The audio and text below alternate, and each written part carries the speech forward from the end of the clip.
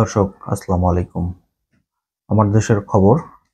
মুজিবের উপর লেখা অপাঠ্য বইগুলো ধ্বংস করবে ইসলামিক ফাউন্ডেশন।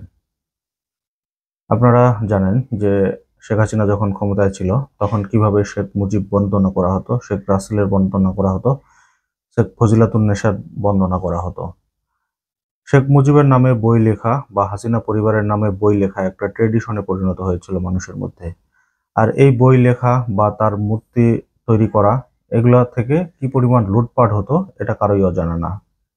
আর মূলত শেখ পরিবারকে মানুষ ব্যবহার করত লুটপাটের হাতিয়ার হিসেবে। এখন হাসিনা সরকার পালিয়ে গিয়েছে, এখন কিন্তু তার পরিবারের পক্ষে কথা বলার মতো কিন্তু বাংলাদেশে এখন সেভাবে কাউকেই দেখা যাচ্ছে না। কিন্তু যখন ক্ষমতায় ছিল তখন তাদের কি দাপট, এই ব্যাপারগুলো মানুষের অজানা না। না হলে ৩২ নাম্বার এইভাবে ভেঙে গুড়িয়ে দিল, শেখ মুজিবের মূর্তিগুলো কিভাবে ভেঙে ফেলা হলো। একজন আওয়ামী লীগের কি নাই যে প্রতিবাদ করবে? তাহলে যারা এতদিন আওয়ামী লীগের রাজনীতি করেছে তারা নিজের স্বার্থ উদ্ধারের জন্য এই রাজনীতি করেছিল। মুজিব পরিবারের নামে বা হাসিনা পরিবারের নামে এমন কিছু নাই বাংলাদেশে মানুষ করেনি।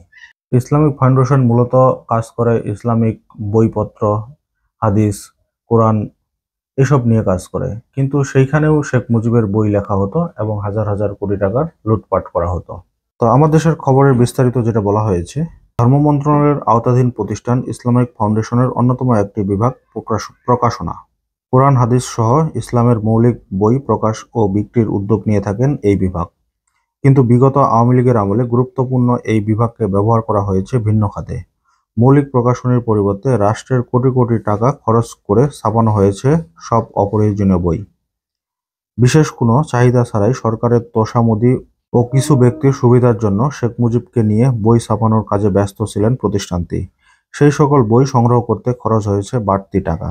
বর্তমান অন্তর্বর্তী সরকারের সময়ে বেশ পরিবর্তন শুরু হয়েছে ইসলামিক ফাউন্ডেশনের। এর অংশ হিসেবে মৌলিক কাজে লাগানো হবে প্রকাশনাকে এবং দ্রুত শেখ মুজিবের নামে ছাপানো বইগুলো পুড়িয়ে ধ্বংস করা হবে। এই উদ্যোগ নেওয়া হয়েছে ইসলামিক ফাউন্ডেশনের পক্ষ থেকে এবং অনেক দিন ধরে আটকে থাকা বইগুলো বিক্রির সিদ্ধান্তও নেওয়া হয়েছে। সূত্রের আরেকটি খবর অনুযায়ী জানানো হয়েছে শেখ মুজিবের নামে আর কোনো বই ছাপানো হবে না। তো দর্শক, এই হচ্ছে আমার দেশের খবর।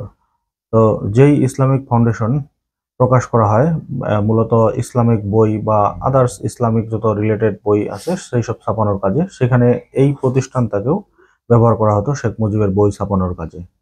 আর শেখ মুজিবের বই ছাপানো মানেই হচ্ছে হরিলুট।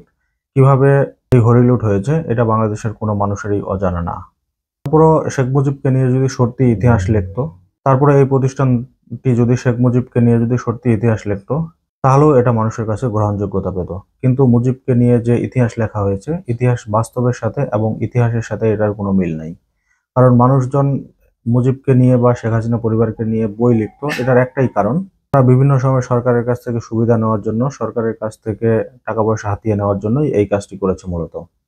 এছাড়াও ইতিমধ্যে শেখ মুজিব বা মুজিব পরিবারের নামে বাংলাদেশের যতগুলো প্রতিষ্ঠান, বিশ্ববিদ্যালয়, স্থাপনা রয়েছে সেগুলোরও নাম আস্তে আস্তে পরিবর্তন করা শুরু করে দিয়েছেন। ইতিমধ্যে বেশ কিছু নাম পরিবর্তন হয়েছে। হয়তো আস্তে আস্তে শেখ মুজিবের নামে যত কিছু আছে সবগুলোই হয়তো এই ইউনূস সরকার পরিবর্তন করে ফেলবেন। তো দর্শক, আজকের মতো এই পর্যন্তই। আল্লাহ হাফেজ।